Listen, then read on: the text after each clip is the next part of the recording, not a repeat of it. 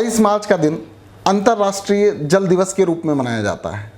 तो आखिर ऐसी क्या ज़रूरत पड़ी कि जल दिवस मनाया जाए, वह भी समूचे विश्व में? निश्चित तौर पर पानी की कमी और जल के रिसोर्सेस का अभाव होना, पानी का संकट। कुछ समय पहले की बात है कि जब लोगों को पीने के लिए पानी मिलना दूभर हो गया था। ये स्थिति हमारे यहाँ ही नहीं, समूचे विश्व के सामने खड़ी हो गई थी। इसलिए अंतर्राष्ट्रीय जल दिवस मनाया जाना शुरू हुआ। ऐसी स्थिति में लाजमी होगा कि हम आज जल दिवस पर जल संरक्षण को लेकर हम बात करें, मालवा क्षेत्र की बात करें। तो आज हमारे साथ मेहमान के रूप में हैं शशिकांत अवस्थी जी। अवस्थी जी, स्वागत है आपका स्टूडियो में। नमस्कार। शशिकांत अवस्थी इंदौर ज़िले के पिवड़ाई के रहने वाले हैं और आपने जल संरक्षण को लेकर काफ़ी कुछ काम किए हैं। आने वाले एपिसोड में हम इनके वो काम भी दिखाएंगे। इन्होंने लोगों को जल संरक्षण के लिए प्रेरित करने का काम भी किया है। तो आज हम इनसे बात करते हैं मालवा क्षेत्र में जल संरक्षण को लेकर किस हद तक काम हुए, कैसे काम हुए और आज उनकी क्या स्थिति है, बताएंगे अवस्थी जी आप। जी, सबसे पहले तो मैं देवी अहिल्या जी को नमन करना चाह रहा हूँ, क्योंकि देवी अहिल्या जी ने समूचे विश्व में एक जल संरक्षण की जो स्थिति भविष्य में पैदा होने वाली थी, क्योंकि वो दुर्गामी थी, भगवान भोलेनाथ जी उनके हाथ में विराजमान रहते थे और वो जो कार्य करती थी वो बिल्कुल धार्मिक और मन की भावना से करती थी। उन्हें पहले पता था कि आने वाली स्थिति ऐसी बनने वाली है जी। हजारों तालाबों की संरचना उन्हें बनाई, नदी के किनारे घाट बनाए, और जल संरक्षण का उनसे अच्छा उदाहरण और कुछ मिल नहीं सकता है। उन्हीं की प्रेरणा लेकर हमारा गाँव पास में ही ग्राम कंपेल पिवड़ा के पास में है और इंदौर लगा हुआ, चूँकि उन्हीं से हम प्रेरणा लेकर ये काम हमने शुरू किया। चूँकि मालवा की स्थिति ये बन चुकी थी कि अधिकतर जो भूगर्भ वैज्ञानिक थे उनका ये कहना था कि मालवा रेगिस्तान की कगार पे खड़ा हुआ है। क्षिप्रा नदी भी हमारे पास से बहती हैं। भूमि का जल स्तर लगभग 800-900 फीट जब पहुँचा और लगातार ट्यूबवेल खनन होने के बाद जब एक ऐसी पीड़ा होती थी कि हम घर में बैठे हैं और हमारा जो किसान, जो अन्नदाता है, उसका जो किसान के अन्न उत्पादन का अधिकतर जो पैसा था वो ट्यूबवेल खनन में चला जाया करता था, क्योंकि किसान को आवश्यकता थी पानी की, और पानी की आवश्यकता के लिए एक मात्र साधन आसानी से ट्यूबवेल करना ही था। धीरे धीरे धूलें उड़ने लग गई और स्थिति ऐसी पैदा हो गई कि दिन भर भटकने के बाद भी हम पूरा जल जो दिन भर में हम उपयोग में लेते हैं वो पूरा ला नहीं पाते थे कहीं से। ऐसी स्थिति में मेरे कुछ किसान भाई हैं, मेरे कुछ मित्र लोग हैं, मैं उन्हीं को सारा श्रेय देना चाहूँगा कि उनकी एक बहुत अच्छी पहल 90 के दशक से शुरू हुई और सभी ने मिलजुल के ऊपरी सेज से हमारे गांव के जल संरक्षण का काम हम लोगों ने शुरू किया। चूँकि जल संरक्षण के काम में आज आधुनिकता के दौर में सबसे पहले तो पैसे की आवश्यकता होती है, लेकिन हमने श्रम को ज़्यादा महत्व दिया, पूरे गांव को जोड़ा, छोटे छोटे बच्चों से हमने काम शुरू किया और छोटी छोटी जल संरचना हमने बोरी बांध से बनाना शुरू करी। लगभग 8-10 किलोमीटर के क्षेत्र में हमने बारिश का जो पानी आता उसको बोरी बांध से लगभग सैकड़ों जगह धीरे धीरे 4-4, 6-6, 10-10 बोरियों से रोका। थोड़ा थोड़ा जरूर जल रुका, लेकिन लोगों में जनचेतना जागी। आसपास के लगभग हमारे गांव के 30-40 जो व्यर्थ पड़े हुए कुएं थे उनमें सीधा वर्षा का जल शुद्ध तरीके से जल उतरे, क्योंकि अधिकतर जल बारिश में जब जाता है तो बीमारी का भी डर रहता, तो उसको व्यवस्थित ढंग से जल को कुओं में उतारा। धीरे धीरे वहाँ का वाटर लेवल बढ़ना शुरू हुआ। आसपास की जो वृद्ध ज़मीन पड़ी रहती इसमें छोटी छोटी जल संरचनाएं बनना शुरू हुई। पद यात्राओं का दौर हुआ और जल संरक्षण के बहुत सारे आजकल जो प्रचार प्रसार के जो माध्यम से वो सारे वहाँ पर उपयोग किए गए। जल मेलों का उत्सव किया गया, साधु संतों को जोड़ा गया, सारी जो व्यवस्था थी जल की वो सब तो जोड़ते जोड़ते हम लोग चले गए और लगभग हमारे सैकड़ों किसान एक साथ, जिनकी जो पीड़ा थी कि जल की उपलब्धता कैसे भी होना चाहिए। बारिश का भी एक बहुत बड़ा संकट इसके बीच में आ गया था कि बराबर बारिश हो नहीं पा रही थी, तो पौधरोपण को भी विशेष ध्यान दिया गया और वर्षा का जितना जल जिन जिन लोगों ने रोका, किसानों ने रोका, उनको फ़ायदा होते देखते हुए बहुत सारे किसान फिर जुड़े।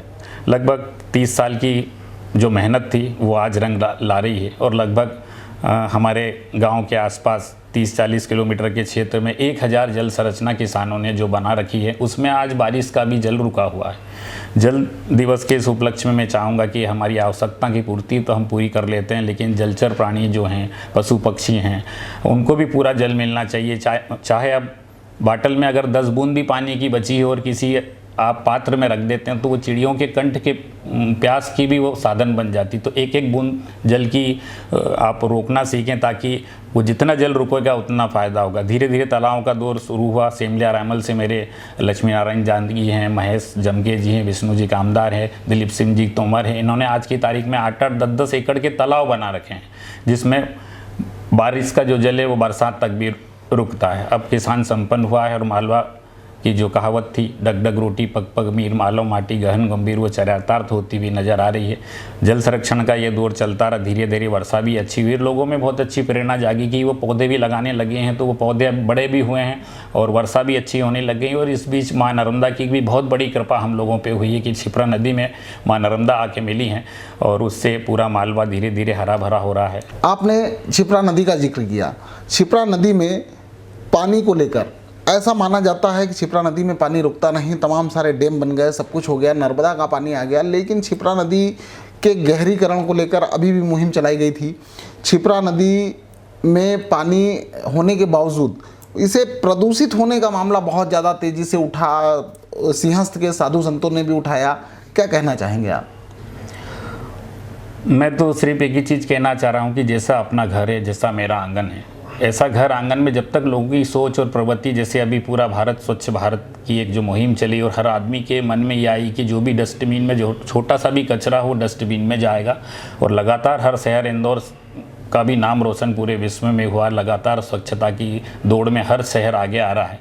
तो ऐसी सोच हमें पूरी बनानी पड़ेगी कि जो माँ अपनी जो जल देती है, जिसका मतलब हम जो दूध पीते हैं वैसा वो माँ का जल है, और नदियों को हम माँ के समान आदर देते हैं, कहते हैं, उत्सव मनाते हैं, लेकिन उस ढंग से उसके तट पे जाकर हम उस चीज़ को नहीं कर पाते। साल में एक बार जाते हैं, स्नान ध्यान करके हम पुण्य लाभ की प्राप्ति करके सारे लोग चले जाते हैं। मैं तो ये चाहूँगा कि नदी के अंदर जब स्नान होते हैं तो स्नान के साथ हमें जिस नदी से, जो पूरे नर्मदा जी में भी जो व्यक्ति जाता है तो वो जिस नदी से के स्थान से आया है तो वो भाव वहाँ लेकर वो वापस लौटे और 4 डुबकी ऐसी लगा के जाए कि मैं नदी को साफ करूँगा, और जैसी ये माँ बह रही है ऐसी ही पवित्र मेरे जल स्रोत, मेरे गाँव की बहती हुई नदी भी वैसे ही मैं बहाऊँगा। तब कहीं जाके ये घर आंगन में जैसे हम स्वच्छता रखते हैं, वो भाव जब तक पैदा नहीं होंगे तब तक हम इसी प्रकार से हमारी जो आदतें हैं वो क्योंकि देखने में आता है कि जब भी ऐसी कुछ बात चलती है, कोई आंदोलन होते हैं, कोई मुहिम चलती है, उसी समय लोगों में भी जागरूकता देखी जाती है, और वो कुछ समय के बाद में जैसे ही मुहिम ख़त्म होती है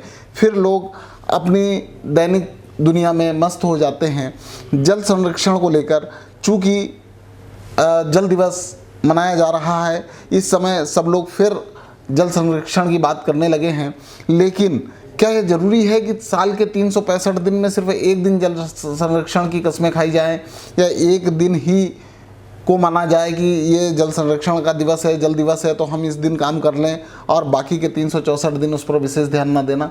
तो एक भाव ऐसा हमारा बनाना पड़ेगा हमको, जैसा आपने कहा कि जल उत्सव का एक जो दिन प्रमुख जो कल जो मन रहा है, तो मैं ऐसा चाहूँगा कि जल को तो प्रथम जैसे हम भूमि को नमन करते हैं ऐसे उठकर वो जल देवता का पहला आह्वान करें, उसको उस ढंग से हम लेंगे कि जल जो देव हैं उस प्रकार से जब तक ये पंच महाभूत की हम सुरक्षा के लिए इसमें धार्मिक भावना आप समझें या वो आदर या सम्मान जब तक ना समझेंगे तब तक ये कर पाना हमारे लिए बहुत मुश्किल होगा।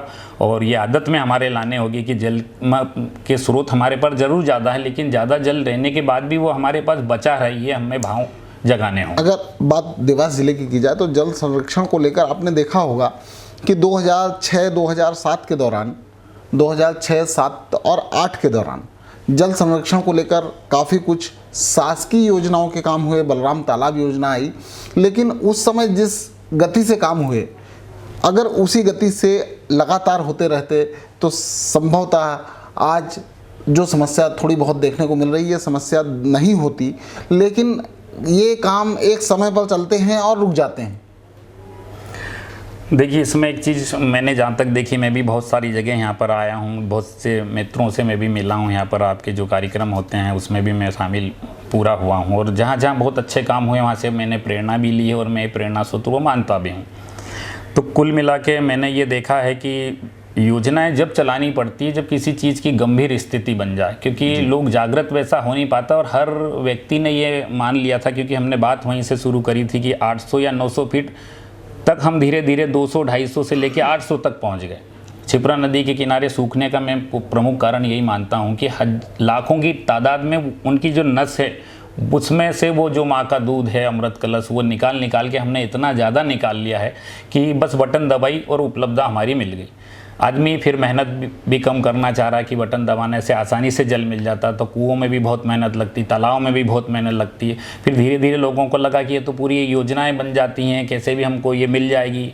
माँ नर्मदा जी भी जैसे आ गई हैं तो घर बैठे बटन दबाई आसानी से जल मिल गया। लेकिन हमें सोचना होगा कि माँ नर्मदा में मिलने वाली जो नदियाँ हैं, 50 के ऊपर जो छोटी बड़ी जो नदियाँ हैं, उनका जो जल भंडार वहाँ जाके जो मिलता है, तो वो जल भंडारण में वृद्धि हो। हमारे जैसे आज का तारीख आज विश्व वन दिवस के रूप में भी आज मनाया जा रहा है, तो बड़ा सौभाग्य का विषय कि कल जल दिवस है और आज वन दिवस के रूप में हम मन रहे हैं। तो जितने ज़्यादा पौधे हम अपने घर आंगन में, खेत खलिहानों में लगाकर बारिश एक बार, मैं तो ये कहना चाह रहा हूँ कि पूरे भारत में एक अभियान स्वच्छता की तरह, एक बार जितने बीज भारत के जो अभी पौधों वृक्षों में लग गए हैं वो एक बार धरती के जो ऊपर है उसको अंदर पहुंचाना अगर हम सीख लें माटी के अंदर, क्योंकि बहुत सारे बीज बह के निकल जाते हैं, कई जंगलों में आग लगने के कारण चले जाते हैं, कई बीज बारिश में गल के ख़त्म हो जाते हैं। एक बार अगर उतारना हम सीख गए, क्योंकि मैं मेरे किसानों का बहुत आभार व्यक्त करता हूं कि हज़ारों की तादाद में वो आम खाते हैं और उसी गुठली को